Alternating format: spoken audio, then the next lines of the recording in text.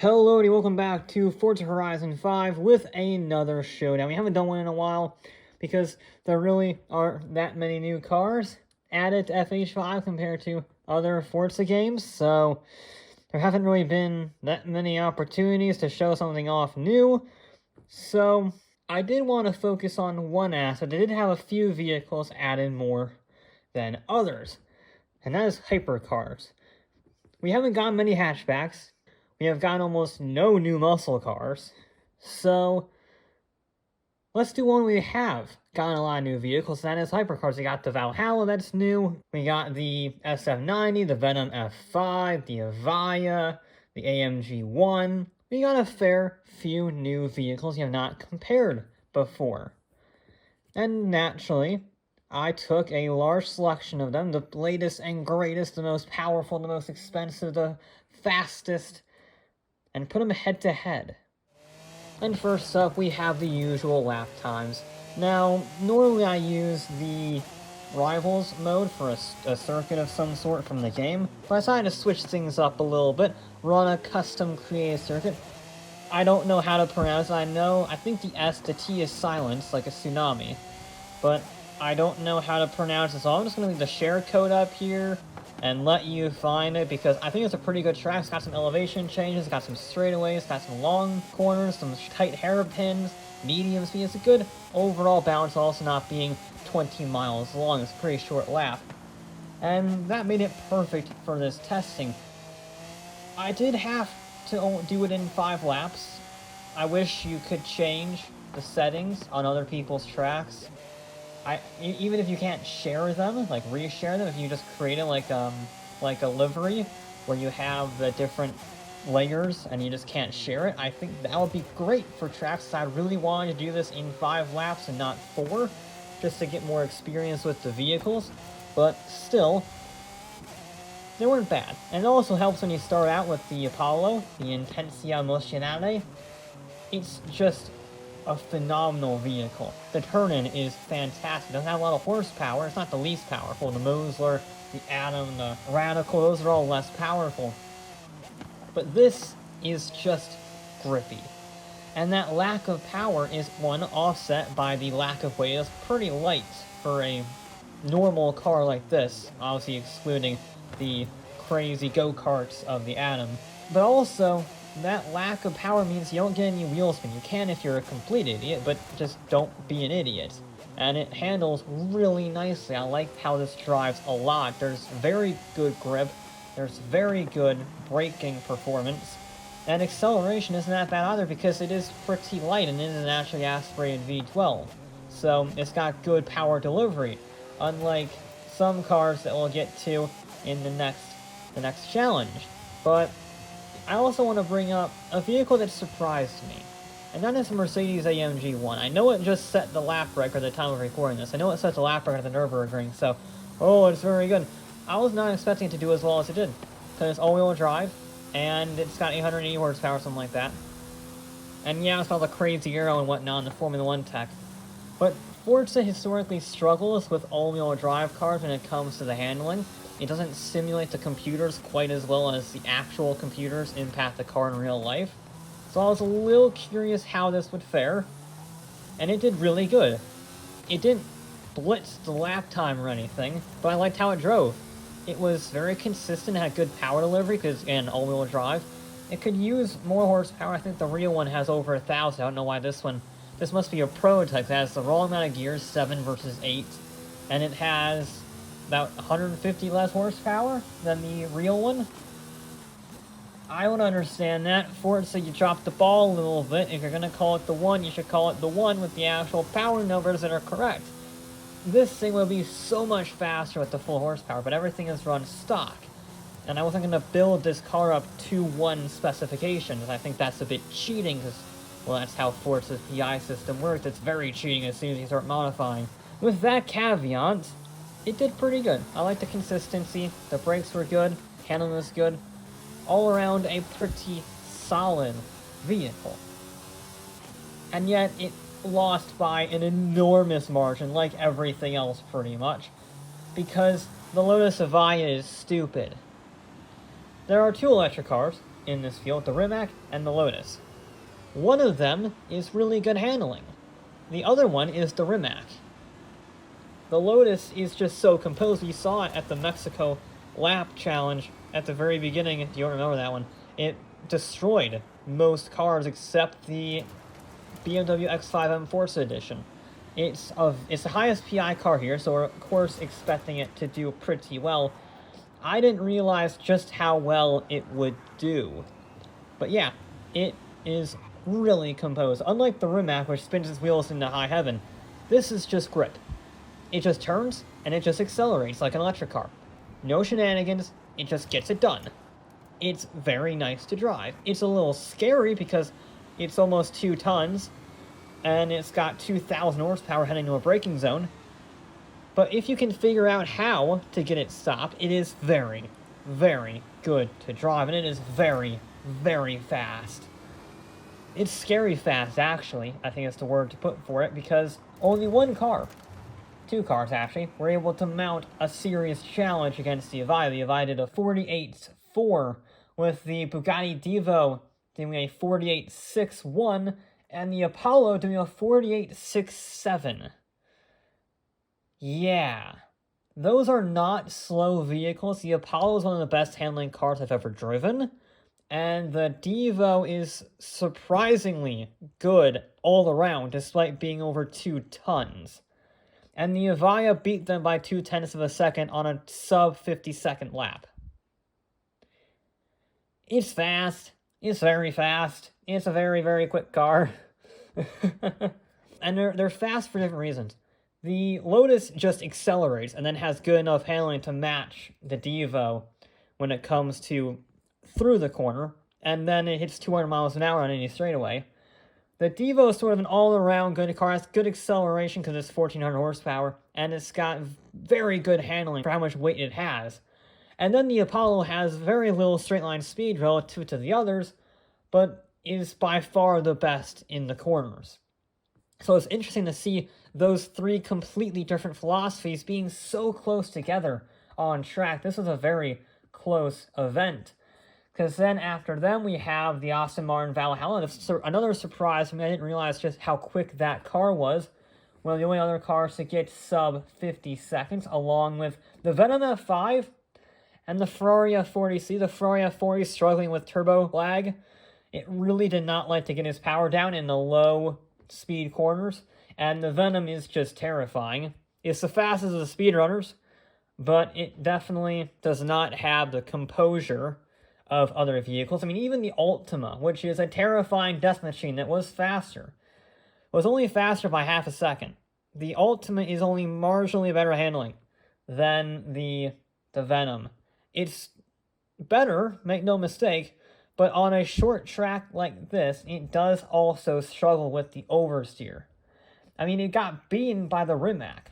Barely, less than 1/100th of a second, but it got beaten. Yeah, the Ultima is no longer the hypercar killer that it once was. It's good, getting in the top 6 for a kit car. Very good, but we definitely need the Ultima RS to truly take these new breed of hypercars down a level. The next challenge is a little interesting. I always like to throw in a unique challenge for each one of these, and this time around it is a super stage. Sort of like a rally special stage, but a lot faster, and this weaves through the heart of the Guanajuato city center. So it's very technical, very, very technical, and very bumpy, which means it doesn't necessarily test the outright speed of your car. That's what the lap times are for. This tests the drivability of your car under speed, under pressure. Because you gotta weave it through concrete blocks, you gotta do handbrake turns, you gotta do hairpins. You have to really drive it carefully while still getting the best lap time, possibly a stage time in this case. And it would be a real challenge for these vehicles. Now, the Moto is definitely going to be favored here because it is one of the least powerful cars here. It's almost less powerful than the Ariel Atom. It's got 530 horsepower, maybe 570, either one of those. The Atom has nearly 500. So it's very grippy, but not very powerful. and that means it's pretty quick. It's certainly on a similar pace with its lap times. It wasn't great around the lap times, but it was consistent, and consistency is what you need, so I thought it would be pretty good here. Unfortunately, it's a little too slow. I underestimated just how grippy the other vehicles would be, how composed they would be despite their massive horsepower figures, and 500 odd horsepower just isn't enough. It's simply not enough at all. I was hoping it would be better, and it wasn't. I really wanted to, but no. Then we had the Zembo. The Zembo always brings spirits. I was really looking forward to this because this is a very handling intense circuit, and the wibbly wobbly wing was in full effect. It was doing crazy stuff. I don't think it works. I mean, the physics principle is sound, but the actual implementation of said principle doesn't really translate into lap time. Certainly enough to justify the insane engineering that went into it, other than it being a novelty item, which I guess if you're a hypercar is the most important thing, so job well done, Zenbo. This is the other end of the spectrum to the Mosler. It's very heavy and very powerful. It has over 1,000 horsepower going through the rear wheels in a... Is it still a steel chassis? Or is it aluminum now? I don't remember. But it's not exactly the most sophisticated vehicle on the planet, despite the peculiar rear wing. This always a bit of a delight. Yeah, it also struggled immensely. It just didn't have the grip. It didn't have the handling. It's too heavy. It needs to lose about at least 500 pounds in order to be competitive. And then it also needs to have better aerodynamics that actually work and are not just for vanity. So, I love the Zenbo. It's a great car, and it's hilarious. That's the main reason why I included it being filmed on this stage, is because it is one of the most hilarious sights you will see. It's also not quick. Yeah, it's on the same pace as the Mosler. Not very fast. So, these vehicles weren't doing very well. What about the Ferrari? Well, remember last time how I said at the lap time section that some vehicles got too much turbo lag? The F40 got the turbo lag. Everything else is fine because technology has progressed an incredibly long way. But I wanted to throw in a race car, especially one from many decades ago, to see how technology has progressed while still being within the class range. Everything here is S2 class, so the F40 I think is in the middle of the PI range. Yeah, it's 947. So it's right smack dab in the middle of these cars.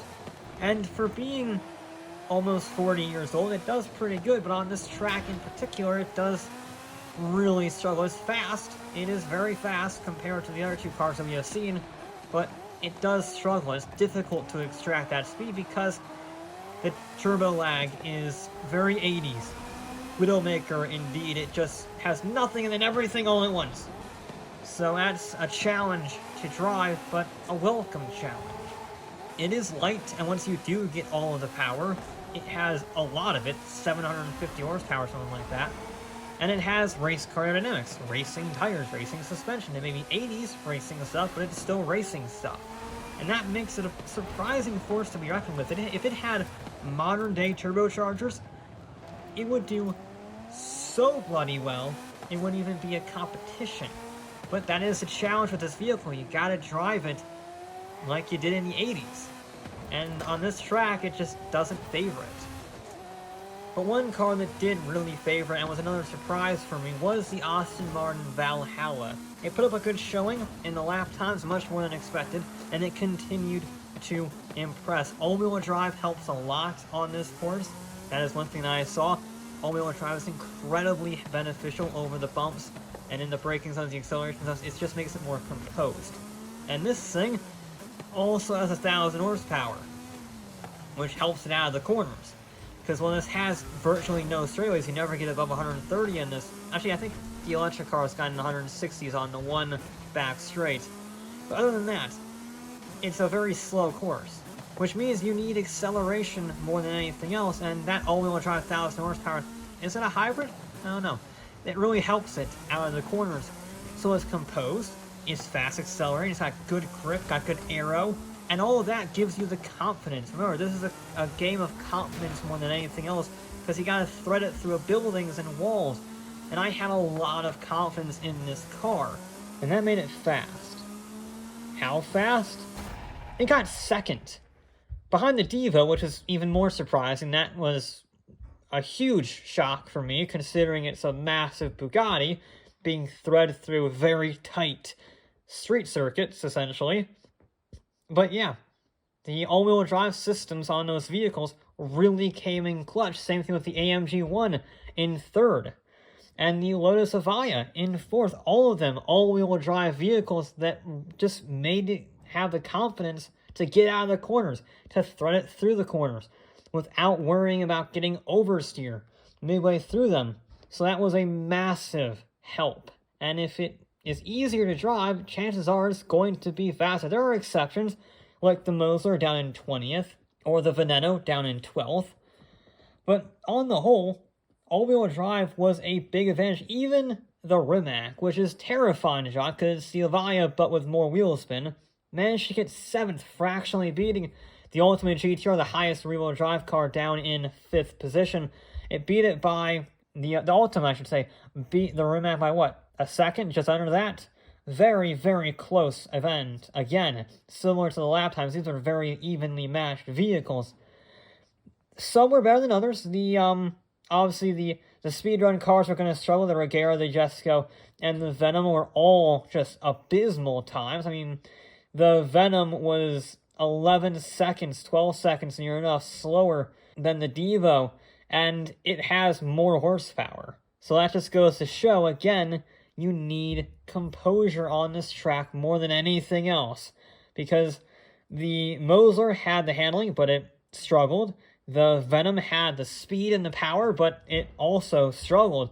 You needed that composure, that confidence to thread it through the corners, which is why the Devo won, even though it's the size of one of the buildings it's trying to avoid. That last challenge was a little unfair against the speedrunners, so let's go somewhere that is more favorable to them. The top speed test. Obviously, the Venom, the Jesco, whatnot, are going to obliterate this. It's not even a challenge. It's sort of like watching a Formula 1 race. You know who the winners are going to be. But it's the midfield battles where the interesting stuff is going on.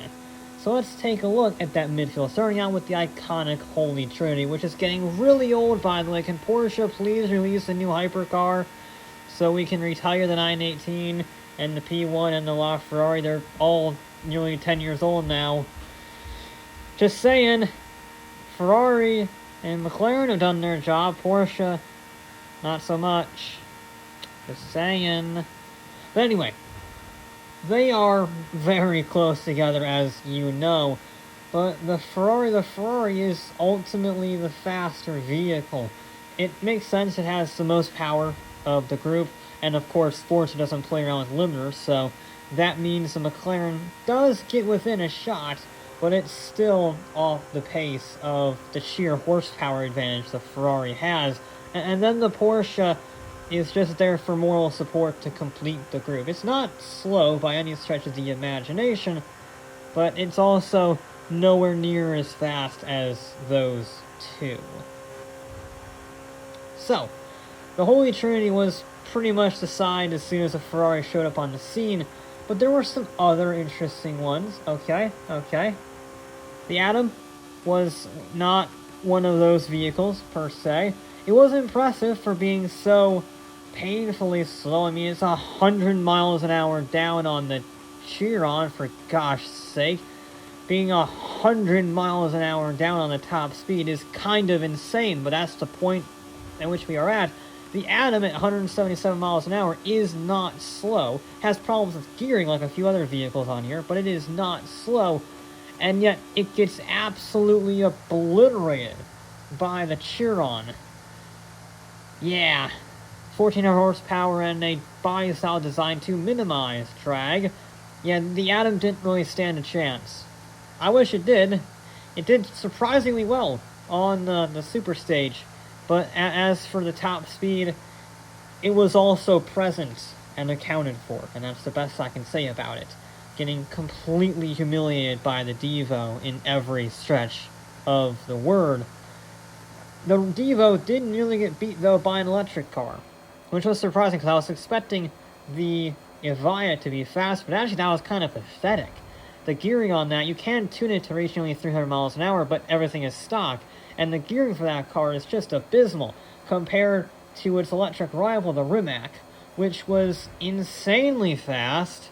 No wonder it's terrifying to drive, because it did over 260 miles an hour. It's a beast. I did not appreciate just how fast the Rimac was, but it was pretty quick.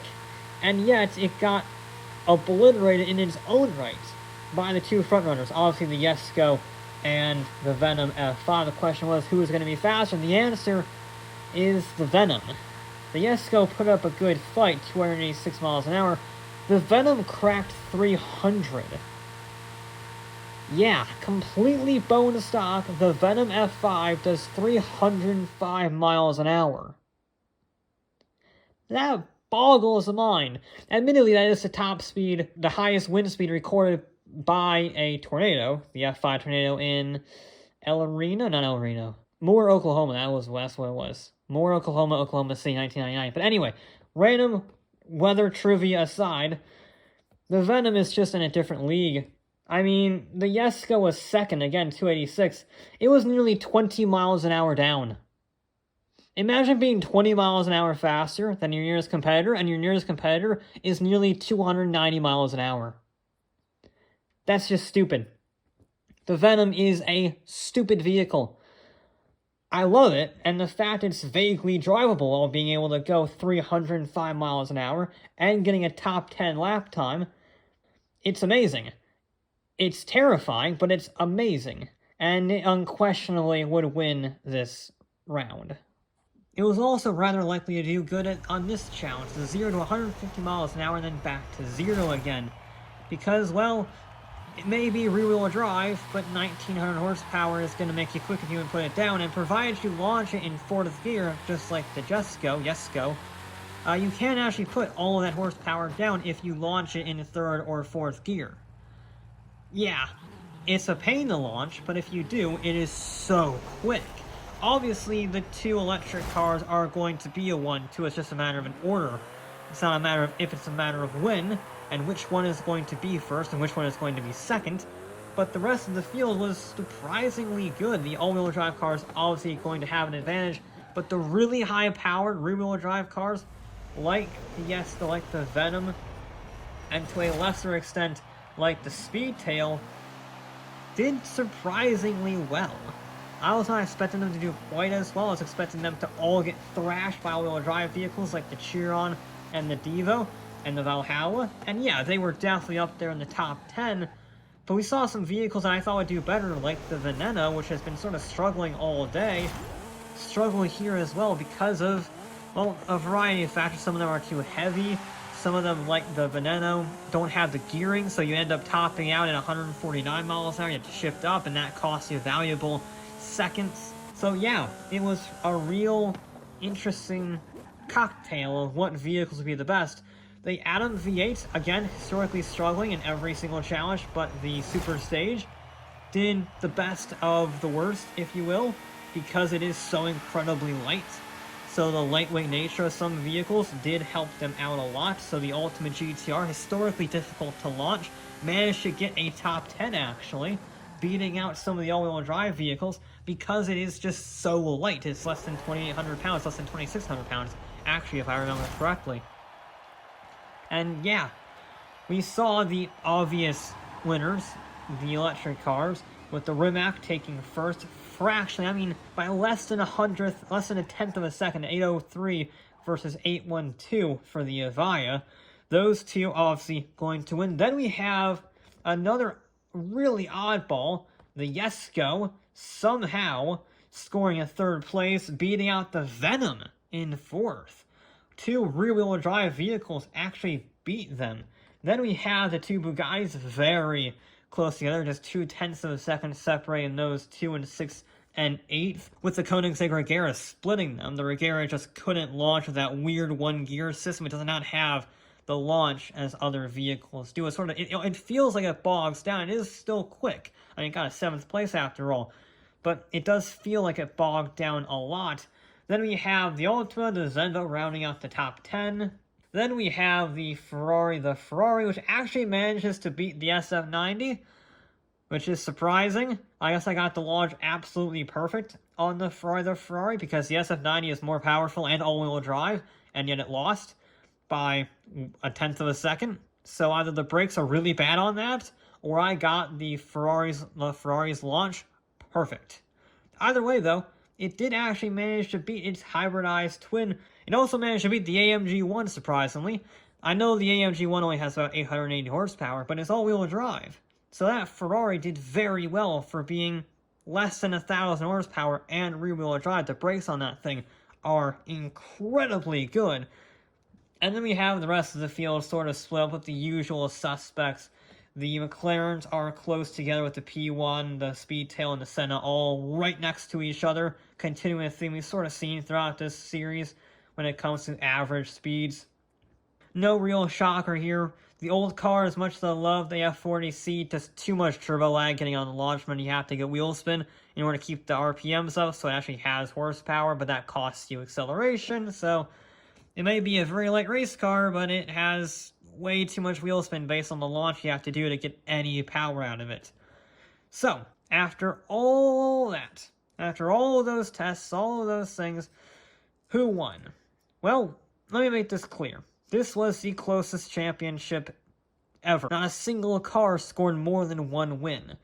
I don't think we've ever had that, actually. There's always been at least one car that scores 2 wins, but every single challenge was won by a different vehicle. In fact, no car got more than 2 podium finishes. So it was a very even, very close fight, which meant that the Diva would take it. It only won one event, the Super Stage, but it got a second in the lap times, and then 2 fifth-place finishes gave it the overall edge by a considerable margin over the Rimac Concept 2. It never scored in the top 5 more than once. It got 5th in the lap times, and then obviously it won the 0 to 150 to 0. But it was consistent enough to beat out the Evija by 3 points. Because the Evija had no straight line speed. If the Evija was just a few miles an hour faster, it would have scored a second. But the gearing on that seriously let it down and let the Rimac take its spot. Then there's a bit of a gap from 226 down to 4th place, which is the Aston Martin Valhalla. Consistency again, 1 second place finish. And again, the top speed let it down. If it was faster than 245, faster than that 13th position, it probably would have done a lot better than 207 points. But still, a top 5 finish is pretty darn good. Same with the Venom F5. It may have won the top speed shootout, but it is just so difficult to drive. That really hurt its super stage time, which meant it could only muster 199. Again, the super stage proving to be a unique variable in this situation, making drivability first and foremost, and the Venom has no drivability of any kind. Then the Jesko, the 2 speedrunners side by side, 199 versus 193 for the Jesko. Followed up shortly by the Ultima GTR. A bit of a gap from that. The Ultima is getting old now. We really need the RS in order to start giving the Ultima brand a leg up once again. But still 7th place against multi-million-dollar hypercars, like the Chiron in 8th, like the Apollo in 9th, and the AMG 1 rounding out the top 10. I should clarify, since the Apollo and the AMG tied in points, it goes based off highest finishing position, and both of them got 3rd, so I gave it to the Apollo because that was the lap times, which is more consistent, more objective than the Super Stage, so that's how that was decided, because we did have a few ties, because the P1 and the Radical RXC also tied 115 points, but since the Radical had a better finishing position in the lap times, 12th versus 22nd, it ultimately got 18th place. So a very, very close championship. It's very interesting to see how the finishers played out. We obviously expected the Atom, the Radical, and whatnot to be lower down. The Radical did surprisingly well. I was expecting that to be a lot lower down the overall table. But again, consistency, just never giving up. I loved this challenge. It was refreshing after the modern supercar shootout, which saw the McLaren win just about everything. it was nice to see an actual competitive field with lots of different results from lots of different cars. It was very exciting to punch everything in and see who was leading at different stages of the overall video. The Devo would take it was a bit of a surprise win. I was expecting the Evija to take it. And to be honest, if it had the same top speed as the Rimac, it would have taken it. But it didn't. It simply did not have the top speed. Everything else, first, fourth, 20th, and then second. If it didn't have that 20th place finish, it would have won. But alas, those are not our rules, which meant it is relegated to third place. But that will be it for this episode of Forza Horizon 5. I'll be back with more